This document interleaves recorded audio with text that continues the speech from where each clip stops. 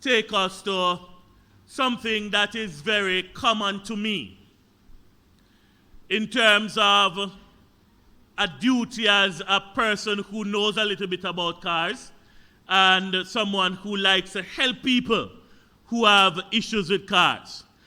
Those of us who drive, have you ever been in a situation where you park your car one night, you come out the next morning, you jump in it, you turn the keys, and instead of it roaring to life, you hear something like, and sometimes it's even worse than that, here, click, click, click, click, click, click, click. And then you say to yourself, boy, my battery is dying or is dead, and you need a what? What do you need? You need a jump start. And so generally we find a neighbor, friend, or if we're on the road, we find somebody who have a jumper cable. And they would come to us and they, with a powerful battery, would connect their batteries and it would, jumpstart our car. We would get to do a few things during the day, but if that battery is not properly recharged or rechanged, the next morning you are going to have the exact same problem. These days we have become a little bit more sophisticated than begging somebody to jumpstart us. We have the little devices that we can just plug on. Yeah, I have. Yes. Sister Nadia is reminding me that I have. So we don't need the long old jumper cables and all of these drama anymore. We have this little thing that is as small as my cell phone. It's as small as my cell phone, just a little bit thicker. And I can connect it to any car or van or whatever. And in a matter of seconds, the car is roaring to life. But the idea is the same thing. Many of us, I believe, at times enter into this state of spiritual deadness and need a recharge. And sometimes we come to church and we can get a jump start, and the jump start will help us to survive for the day. But if our batteries are not properly recharged, then you find yourself in the same state of spiritual deadness the next day. I bring us this morning to a psalm, Psalm 73, which begins the third book of Psalms. Psalms is split in 5 books. And Psalm 73 begins the third book of Psalms. It is written by Asaph, and the next 10 Psalms you will find between 73 and 83. These Psalms are written by Asaph. And in this psalm, we see the psalmist going through a point of spiritual deadness, one in which he needs a kind of boost. He needs something that will enable him to continue, and he, in this psalm, indicates the source of his spiritual deadness. I read from the New International Version, verses 1 to 3 and verse 17. It's a long psalm, so we can't read all of it. Surely,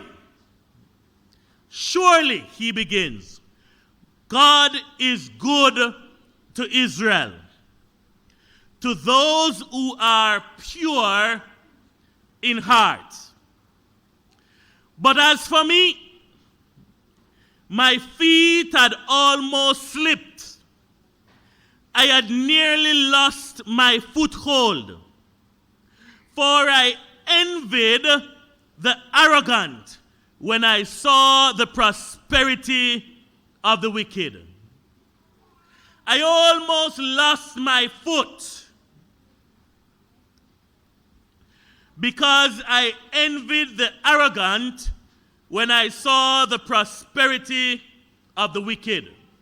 Verse 4 to verse 16, he goes on to speak about the what he calls the wicked not going through certain kinds of struggles. You know, it seems like everything all right with them healthy. While those of us who serve God, we're sick. Those of us who are serving God, living hand to mouth while they are living cart to cart in supermarket. And so the psalmist begins to get real with God. And the psalmist said, listen, I am at a point of spiritual deadness because I don't understand, God, what is happening in my life. Yes, you are good to Israel, but there are things that I need to happen that are not happening. Then he comes to verse 17, and he says, till I entered the sanctuary of God. Then I understood their final destiny. This psalmist, Asaph, was undergoing a period of spiritual deadness. His batteries needed a jump start. He needed a boost. He needed a spiritual recharge.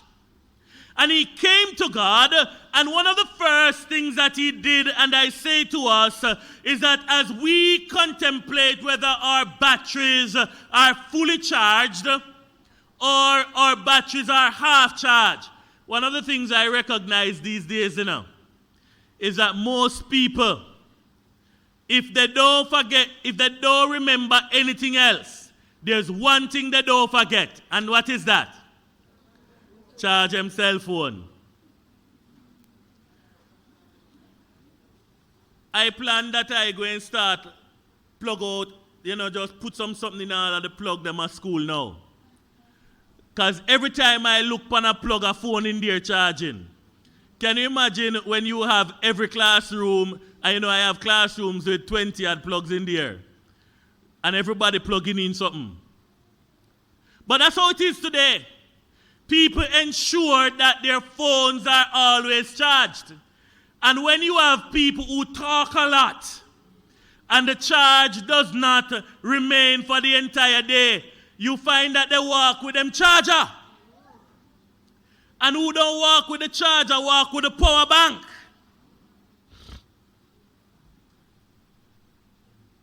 Just looking if I see anything up here charging.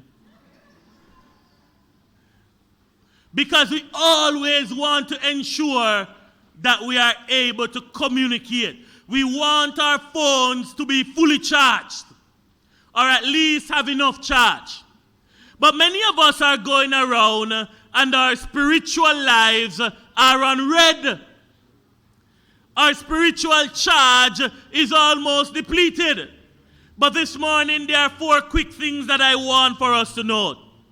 In order for us to recharge our spiritual lives, we need to find that we acknowledge that we need charging. We need to make that acknowledgement. If you do not see that you are spiritually depleted, you are always going to think that you have enough. The other day I was going home and I saw a young lady parked to the side of the road, and she had her bonnet was up, and she had an owner's manual in her hand, and she was reading on the side of the road. I mean, that's brilliant. Your car not going and you're going through the manual. That's what you do. But usually before your car now work, right?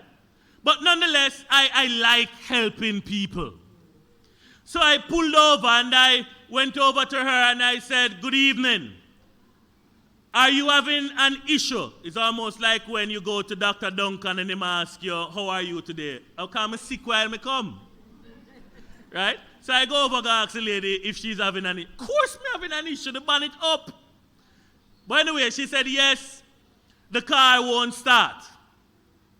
Immediately when I did that, a gentleman had pulled up. he was in his work clothes and so on, and he said he worked at a garage. So, me no mind tie and thing, so of course, me no know much. So I stepped back. And the gentleman started to check oil, and him check all kind of things, and I'm there, and I'm waiting on him. And he told her that her engine had in too much oil, and after about 5 minutes, I had enough. So I said to him, "May I, sir?" And he stepped aside, and I said to her, "Can I go in the car and attempt to see what exactly is happening?" Because he was there telling her her starter is bad and all kind of things. So I went in the car now and I turned the engine over. And when I heard what was happening, I called her to the side. And I said to her, "Do you have gas in this car?" She said to me, "What is in there is normally enough to take me where I'm going." I said, "Not today. Not today, it is not." The point I'm making, is that many of us believe that we're unread, but we have enough to last us. But understand that sometimes you think you have enough, but enough is not enough. You see, when you niggle and E gentle people, E don't stand for enough, it stands for empty. Amen. Mighty Lord. And those of you who learning to drive, make I give you the secret. When the niggle goes on E does not mean enough. It means empty. You need a refill. You need a recharge. And so we sorted that out, and she was on her way to wherever she needed to go. And I raise it because there are many of us who are going around and we know that our spiritual lives are unread. We know that we are getting to that point.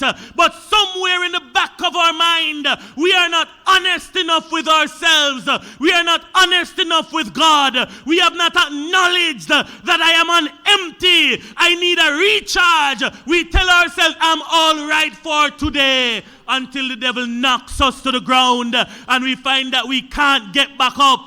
And then we say to ourselves, what have I done, God? When God was telling you a long time, you are going on red. You need a recharge.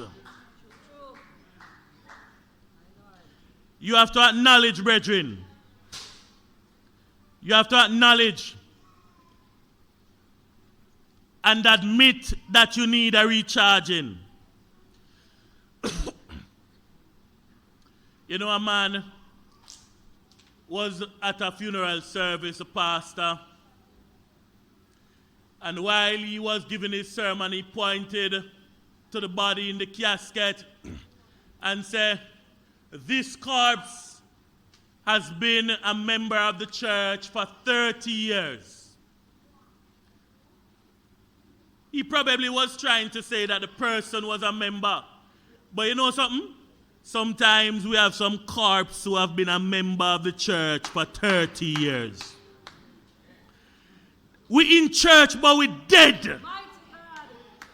We are as dead as a doornail. Yes, we come on Sunday mornings.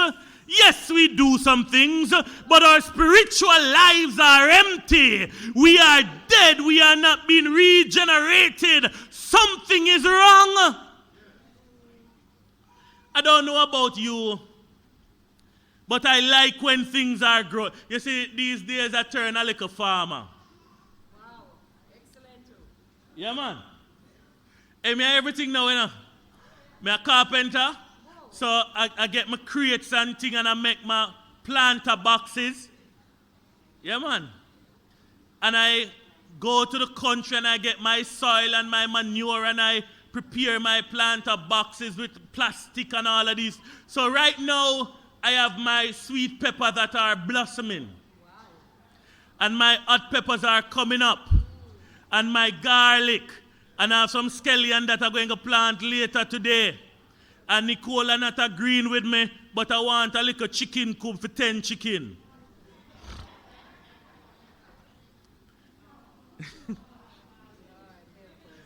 You understand? Hello, you must agree with the pastor. So I am considering myself, and I pine that I say 2 of my pines, and me plant them still, but I me water them, so I claim them.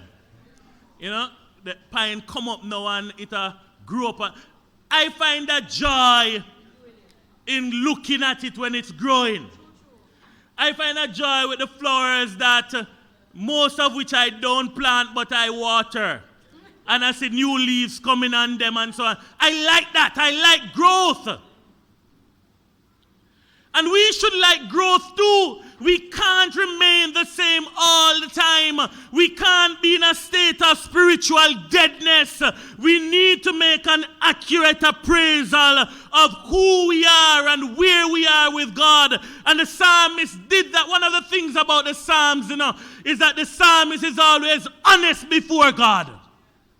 The psalmist, we will go to God with all kind of fluff and beliefs. We can run around God. You can't run around God, man. Him know your heart already. Amen.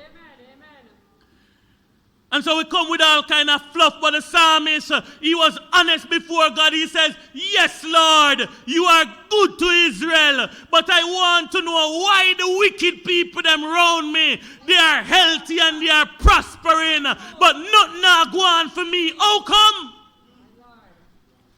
Not for we think the same way there 2 more time, But we don't say it out loud. Because when I look upon it, sometimes I quarrel with God, And I say to God, how come you have some women who want a child, can afford a child, you have families who want a child, can afford a child, and them trying to get pregnant and nothing now go on.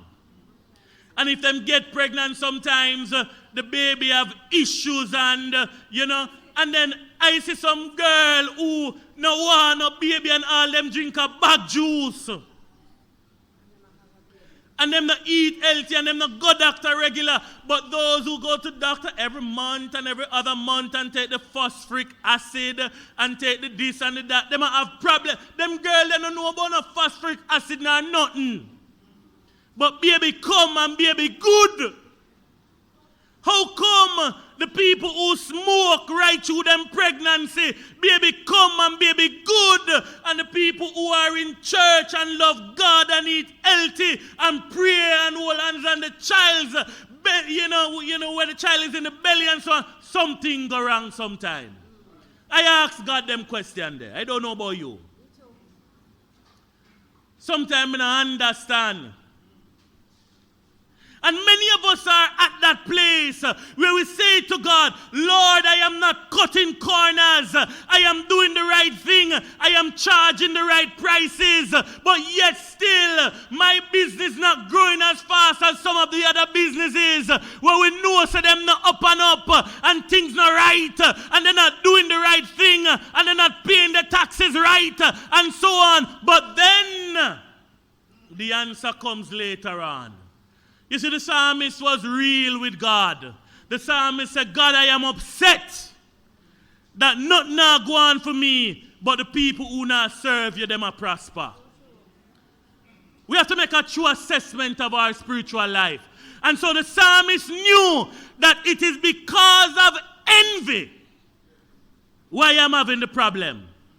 You see, if God give you a little bit, be grateful for your little bit and serve God same way, man. Make the man who have him whole heap, keep him whole heap. If God don't ready to bless you yet, you wait, man. And if you're there home and you say the postman I bring letter go give everybody, and the postman now ring the bell at your gate. Well, I don't know if postman come stay when I couldn't last as one. But we remember the days when postman come with them little bell. And you look and the postman delivering to everybody else, but the postman has not delivered to you. And you start questioning God. And you say, but God, everybody around me I get, and I have not gotten it yet. Just thank God that the postman in the vicinity, because your one going to come.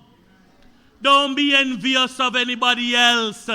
Just continue to serve God, be grateful to God, and know that when your day comes, it is going to be good. Amen. So you have to take stock. You take stock. You have to make a true assessment. Second thing that we need to do to recharge our spiritual batteries is in taking our inventory, we have to ensure that we make our confession. Start your spiritual inventory with confession to God pertaining to the things that are bothering you. You see, the Lord already knows it, but you need to be real with God. It's almost like those of us who are married or want to be married or dating. We may think our spouses know that we love them, but they want to hear it. So God knows your heart, but He still needs to hear you. Confess those things that are bothering you. The psalmist indicated that he could not handle his spiritual problems. He had become weary, and so he confessed to God. After confessing, we need to understand that God will always provide a cleansing. In verses 21 and 22, we see, when my heart was grieved and my spirit embittered, I was senseless and ignorant. I was a brute beast before you. Yet I am always with you. You hold me by your right hand. And he goes on to say how much God guides him. After the confession, there's always a cleansing. But after the cleansing, there needs to be a commitment. A commitment. When the heart has been cleansed and life has been renewed, we need a commitment to follow the works of God. You see, God has not called us, gentle people, to just be here and just there just so. God has called us to be active participants in His work here on earth. The Bible tells us now that if we don't do it, the sticks and stones go and cry out. Yes. But God wants us to work. In recharging our spiritual batteries, we need to make our confession to God. We need to go through the cleansing, and after that we make commitment to God. And sometimes the cleansing, my friends, is not always easy, you know. Hello? Amen. The cleansing is easy, you know. When God is going through that process, taking us through that process of cleansing, you know, it's almost like, you know, many of you might not remember, but it's almost like when you are younger and you go bathroom, go bathe, and you come out back and your mother say, you're not beard good. And anytime your mother say, you're not beard good, and say, come, you know say she going to rub you with the rag harder than anything you can ever imagine. Anybody know what I'm talking about? You feel like the color go come off of your skin. When she all start, you see behind your ears never wash. And when mommy rub behind the ears, it feel like it going to burn you till tomorrow. You see, sometimes the cleansing is not always easy. But if we submit to God and allow His Holy Spirit to cleanse us, I guarantee you, your life will be different. The third point I want to make this morning, you see, I want to be sure, you know, Sister Brown, that I am following what needs to happen. In order to recharge our batteries, we need to be part of the fellowship of believers. My online audience, I thank God for you. I thank God for you daily. But bro, God, free up the thing now. So you need to come church. Those who are abroad, we understand. You can't always take a plane, but we are going to challenge you once a year, come visit the place.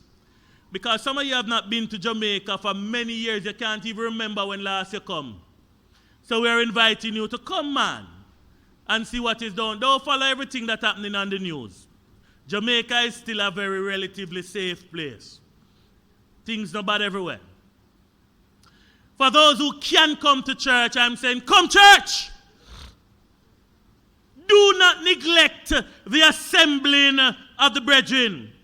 Notice that it is only when the psalmist went to the sanctuary, what we now call the place of worship, that he got his perspective on life to recharge his spiritual batteries. In verse 17 he says, till I entered the sanctuary of God, then I understood their final destiny. You see, when you come to church and when you fellowship with the believers, it gives you perspective. I'm not going to knock online worship because many of us are online and we do well with online. There are many of us who cannot physically be in the sanctuary. And I have to acknowledge and I thank God for COVID in this respect. Because of COVID, some of our members who naturally cannot be out are able to connect with us. When I get the news, and I actually went and saw one time where my dear Sister Smith on a Sunday morning not able to come out to church, but Sister Smith put on her church clothes and put on her church hat and sit in our living room and she did at church.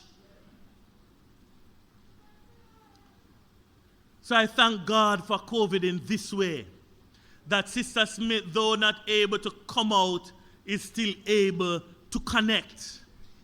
Deacon Duncan is also one person who visits us on a Sunday morning and connects with us. And so I thank God. And there are many others who are not able to be here. But for those of us who can come to church, come church. Come church. When we come to church and we fellowship with each other, we gain perspective. We are able to share strength. We are able to get strength from each other. It is right when the Bible says, iron sharpens iron. You know, brethren, sometimes you're going through something, and you tell yourself, say, boy, me alone can go through this. Until you hear somebody testify, say, this them I got through. And this is how God helped them through it. And you say to yourself, if that person has been in their situation and has gone through, then surely God will help me through also. So we gain strength from each other. Sometimes we come to church because we had a bad week and we're feeling down. But there is something, there's a song, there's a testimony, there's a scripture, maybe the preaching of the word. But something within the worship lifts our spirit and makes us feel that yes, I can go on. Yes, I can face tomorrow. Yes, the darkness is there, but there's light at the end of the tunnel. Yes, the weeping may endure for a night, but there's a joy that is about to break.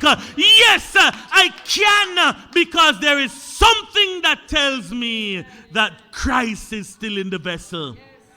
And so the storm may be raging, but I will survive.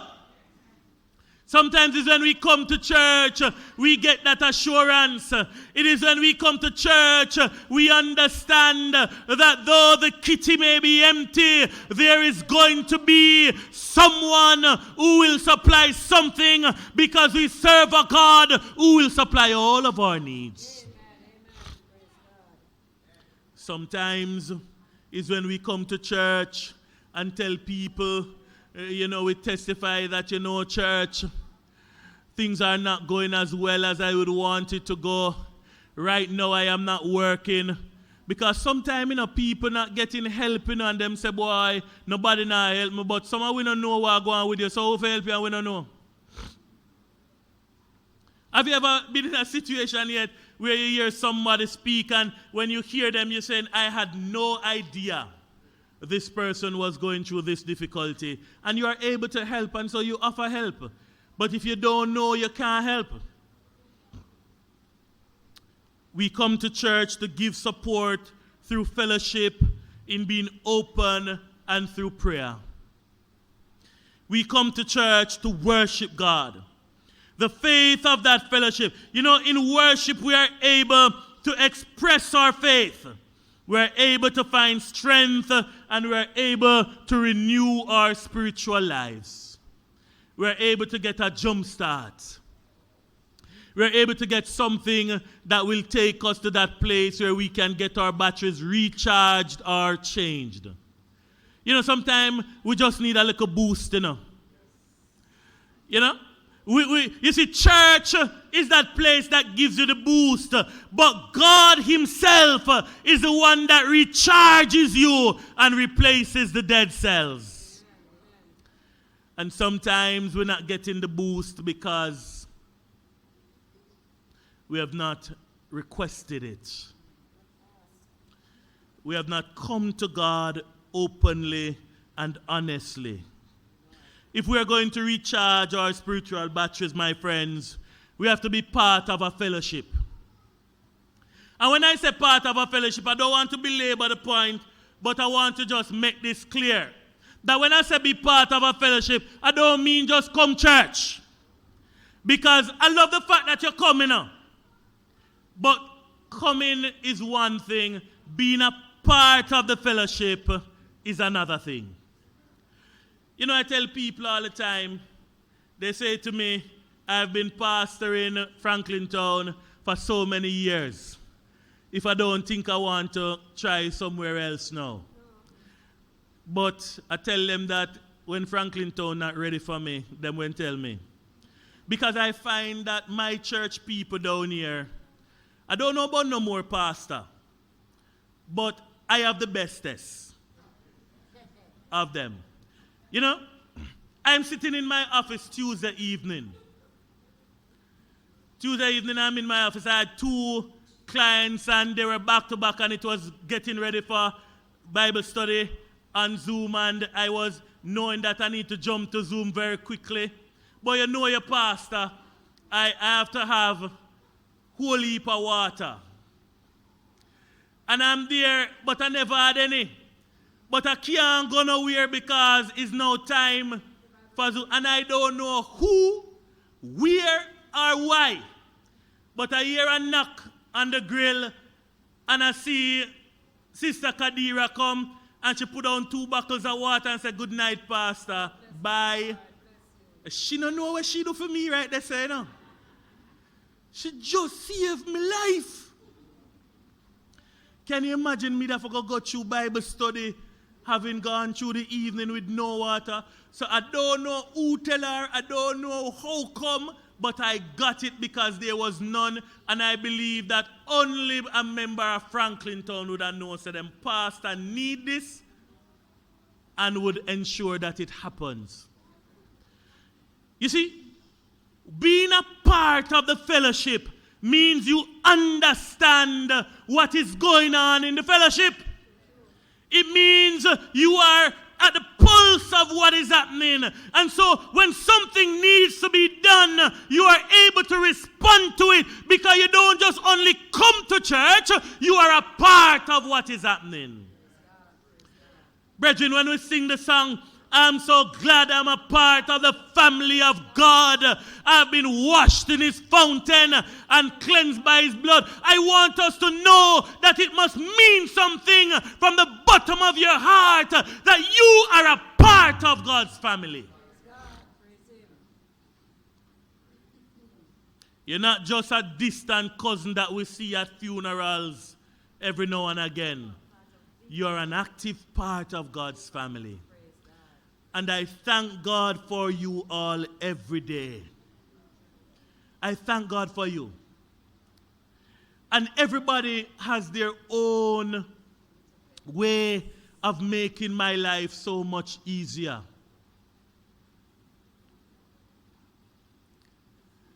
And I'm glad that this is what I can come to at Franklin Town. So no, I am not tired of being pastor at Franklin Town. And I will continue until the Lord say, move on. And him not tell me yet. I'm not ask him that question there yet neither. Finally,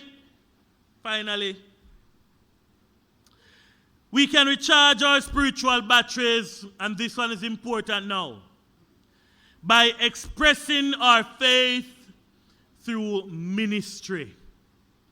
And I said this wasn't important because we are going into AGM shortly. There is something about giving to others, And there is something even better about giving to those who now go give back. Because some people, them give to those who they know them can get something from. So, because I want to ensure that I have a link somewhere,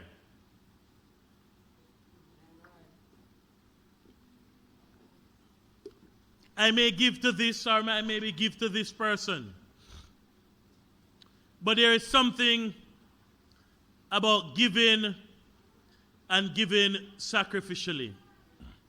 About giving to persons expecting nothing in return. A member of my staff was sharing with me the other day that she was at a particular place and she was ordering something, and after ordering, she realized that the place, their card thing was not working, and they only was taking cash. She never had any cash, she said, and so a gentleman in the line said, "It's okay, I'll pay for that for you."